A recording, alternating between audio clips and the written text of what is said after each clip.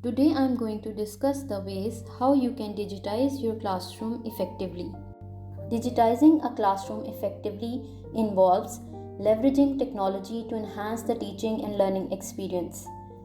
Whether you are an educator, administrator, or a student, here are some strategies and tools to help you make the most of digital resources. Number 1 is online learning platforms. Utilize learning management systems like Moodle, Canvas, or Google Classrooms to manage and organize course materials, assignments, and assessments. Make sure students have access to these platforms and understand how to use them. There are a number of online platforms where you can access educational resources. Number 2 is choose the right hardware and software. Ensure that you have access to reliable hardware such as computers, tablets, or smartphones with internet connectivity.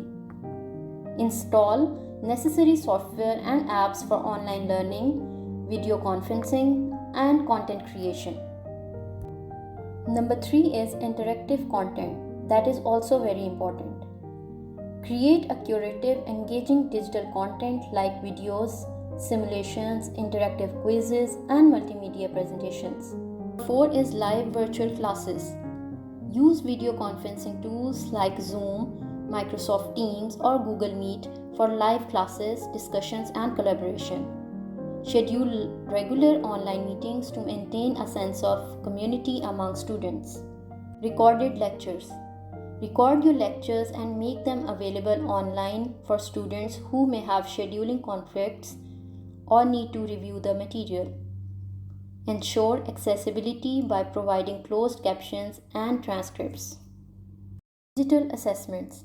Create and administer online quizzes, tests, and assignments through digital assessment tools like Quizlet, Kahoot, or Google Forms. Use plagiarism detection software to maintain academic integrity. Number 7 is collaboration tools.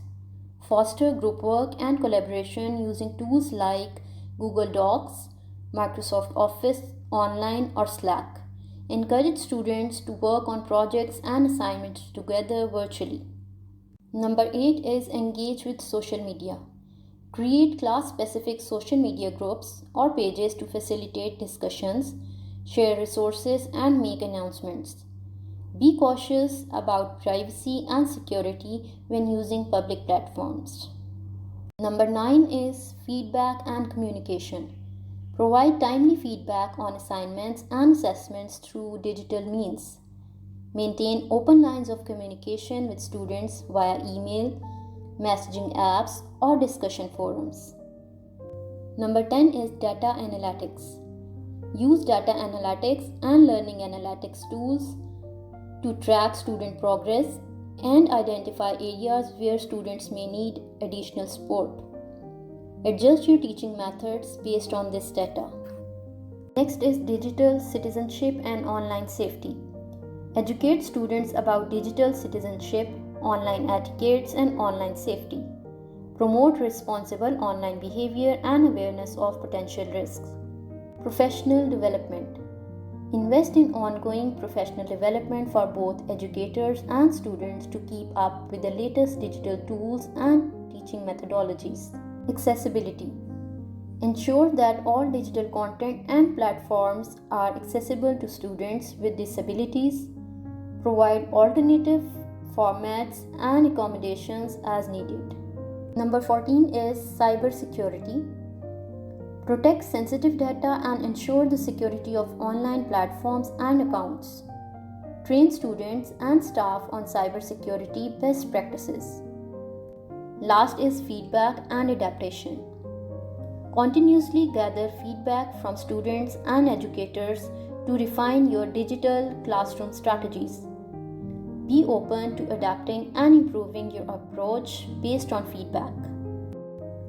Always keep in mind that the effectiveness of digitizing a classroom depends on the specific needs of your students, subject matter, and the resources available to you. Flexibility and willingness to adapt to changing circumstances are key to successful digital learning environments. I hope this lesson is helpful to you when you are digitizing your classroom effectively. Thank you very much.